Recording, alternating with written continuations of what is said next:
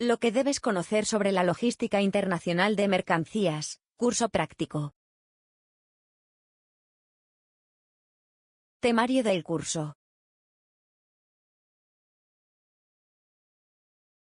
Tema 2. Los elementos de la logística. Segunda parte. Señalización de los envases y embalajes. Los embalajes de expedición llevan frecuentemente prescripciones de manipulación, transporte y almacenamiento, escritos en el idioma de origen. Aunque pueden, hasta cierto punto, salvaguardar la expedición, son sin embargo, de poco valor para las mercancías expedidas hacia, o por países en los que se habla otro idioma, y sin ningún valor, cuando el personal encargado de la manipulación, no los pueda llegar a interpretar o entender. La señalización o símbolos pictóricos ofrecen en estos casos la única posibilidad de transmitir las intenciones del expedidor. En este caso, el color de los símbolos figurarán en una etiqueta o podrán ser pintados directamente sobre el embalaje y de negro. Si el color del embalaje es tal que el color negro no resalte claramente, debe proveerse un fondo de un color que ofrezca un contraste apropiado, preferentemente blanco. Carga peligrosa, mercancías peligrosas. La carga peligrosa consiste en materias u objetos que presentan riesgo para la salud, para la seguridad, o que pueden producir daños en el medio ambiente, en las propiedades o a las personas. En los ámbitos del transporte y de la seguridad para la salud, o etiquetado, se utiliza el término sustancia o preparado peligroso. Según el tipo de mercancía y el riesgo que pueden representar, la ONU ha formulado una lista que clasifica a cada grupo de mercancías en función a su grado de riesgo.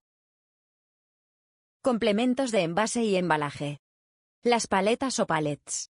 Es una plataforma generalmente de madera que permite el agrupamiento de mercancías sobre ella, constituyendo una unidad de carga. La paletización, o sistema de manipulación de mercancías agrupadas sobre paletas, que constituyen unidades de carga, ha influido notablemente en las características de los embalajes. Antes de generalizarse el empleo para el transporte y manipulación de mercancías, las características del embalaje venían solo impuestas por las condiciones del producto a transportar, o la práctica más o menos generalizada de agrupar las mercancías.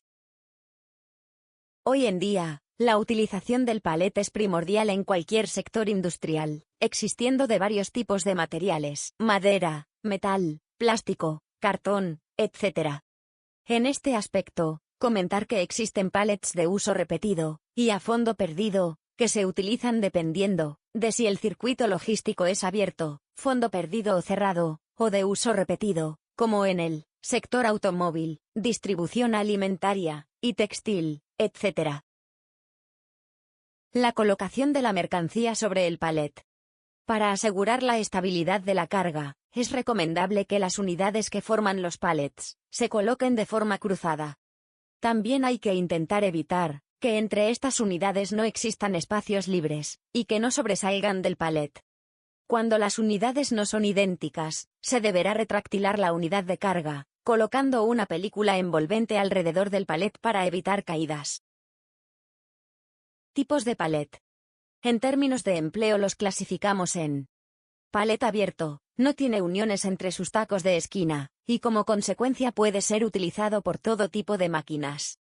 Palet cerrado, solo podrá ser usado por máquinas con horquillas libres. Por su base los podemos clasificar en: palet de 2 entradas reversible, soporta las cargas por ambos lados, o no; palet 4 entradas, reversible, o no. Por sus dimensiones: palet universal, 1000 por 1200 milímetros. Palet europeo, normalizado en cuanto a resistencia y dimensiones. Sus dimensiones son de 800 por 1200 milímetros, y tienen un lado cerrado, accesible con máquinas de horquilla libre, y otro abierto accesible por todo tipo de máquinas. Resiste una carga máxima de 1000 kilogramos. Exportación con pallets de madera. La reglamentación fitosanitaria, de las normas internacionales para medidas fitosanitarias, de la International Plant Protection Convention, organismo perteneciente a la ONU, es la única entidad que regula y autoriza esta norma a nivel internacional. Entró en vigor en el 2004, y se aplica a pallets y embalajes de madera para exportación. Exige dos requisitos imprescindibles, un certificado de origen del pallet, y otro del tipo de tratamiento aplicado para su desinfección. Para cumplir con el segundo requisito, se realiza un tratamiento permanente. La norma trata así de evitar la entrada de plagas, insectos o parásitos, que pueda contener la madera, procedente de otros países. ¿Cómo calcular el peso volumétrico? Como regla general, el peso volumétrico de la mercancía se calcula con la siguiente fórmula, válida para transporte aéreo, marítimo, ferroviario y paquetería. Aunque en el caso de transporte terrestre, únicamente es aplicable cuando las mercancías son remontables o apilables. Peso volumétrico igual a largo, por ancho, por altura, por factor de conversión, esto último en metros cúbicos partido por kilogramo. La carretilla o toro. La utilización de la carretilla automotora de manutención, como medio de transporte y elevación de carga, es muy habitual en todo tipo de empresas. El uso de este tipo de maquinaria no se ha establecido para una actividad determinada, siendo normal encontrar este equipo de trabajo en cualquier sector económico. Podríamos definir como todo vehículo de ruedas, con exclusión de los que ruedan sobre raíles, destinado a transportar, tirar, empujar, levantar, o apilar, y almacenar en estanterías, cargas de cualquier naturaleza, dirigido por un conductor, llevado en un puesto de conducción especialmente acondicionado, fijado al chasis o elevable. También existen actualmente maquinaria elevadora autodirigida sin conducción manual. El contenedor. De acuerdo con el Convenio de Contenedores de 1972, un contenedor es un elemento auxiliar de transporte, de carácter permanente, concebido para facilitar el transporte de mercancías, sin ruptura de carga, por uno o varios medios de transporte, ideado de forma que resulte fácil de cargar o descargar. En la práctica, un contenedor es un gran cajón de dimensiones normalizadas, que simplifica enormemente las operaciones de carga, descarga o transbordo, disminuye los robos, y da una mejor protección a la mercancía. Es el mejor embalaje durante el transporte, y puede ser isotermo, frigorífico, calorífico, de temperatura controlada, plegable para el transporte en vacío, etc. Cada tipo de transporte tiene su logística. Del mismo modo, cuenta con un tipo de contenedor especial, para poder soportar las características de la dinámica del traslado. Un contenedor de transporte es una caja con una resistencia adecuada para soportar el transporte, el almacenamiento y la manipulación de productos, de manera que se puedan mover en camiones, barcos, trenes y aviones. Existen desde las grandes cajas de acero reutilizables, utilizadas para los envíos nacionales, terrestres y marítimos, hasta otras clases como los contenedores reefer, o de temperatura controlada. Todos ellos varían en tamaño, estructura, materiales, y medidas según el uso que se le quieran dar. Por norma general, los contenedores están estandarizados, lo que suele cambiar es el tipo de especificaciones ISO, o permiso que tengan, y el operador. Los contenedores más usados son los de 20 y 40 pies. La unidad de medida del contenedor es el TEU, 20 Feet Equivalent Unit, que describe al contenedor de 20 pies. Se dice por ejemplo que un buque transporta 2500 TEU. Contenedores terrestres y marítimos. Los contenedores marítimos. Los contenedores marítimos están diseñados y certificados para su uso en buques, autopistas marítimas y transporte internacional, y se pueden apilar 10 contenedores de forma vertical entre sí, suponiendo que estén al máximo de su carga.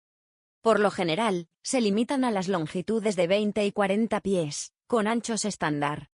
Pueden utilizarse tanto en barcos, como en trenes, camiones o en tierra, siempre que no se exceda un máximo de 10 apilados en altura. Contenedores terrestres. Los contenedores terrestres son de otra categoría, y la diferencia con los marítimos es que no están diseñados exactamente igual que estos últimos. Tienen las mismas dimensiones exactas que los contenedores marítimos, y son resistentes, pero menos, ya que no soportan el peso de más de 3 contenedores encima de ellos. El resto de sus características son iguales, tanto en tamaño como en diseño. El uso principal de estos contenedores es para el transporte terrestre, bien sea en camión o en tren, aunque también se pueden utilizar para el almacenamiento residencial, o comercial, o incluso la construcción. En los temas 4, 5 y 6 de este curso, podrás conocer la tipología y características de los contenedores, marítimo, aéreos y terrestres. Normas de etiquetado y marcado en los contenedores de exportación. El etiquetado que se utiliza en los contenedores para exportación se coloca para cumplir con las reglamentaciones de embarque, para garantizar el manejo adecuado y para ayudar a quienes reciben la mercancía a identificar las consignaciones. Es recomendable que sea discreto con el fin de prevenir robos. Para no caer en errores u omisiones, se recomienda que el diseño del rótulo externo sea acordado entre las partes o elaborado según los usos y costumbres del sector en que se incursiona. Toda la información deberá ser clara, estar escrita con tinta a prueba de agua y en el idioma del puerto de destino. Se debe utilizar símbolos internacionales reconocidos. El agente de carga puede dar instrucciones o proporcionar los símbolos apropiados para el embarque.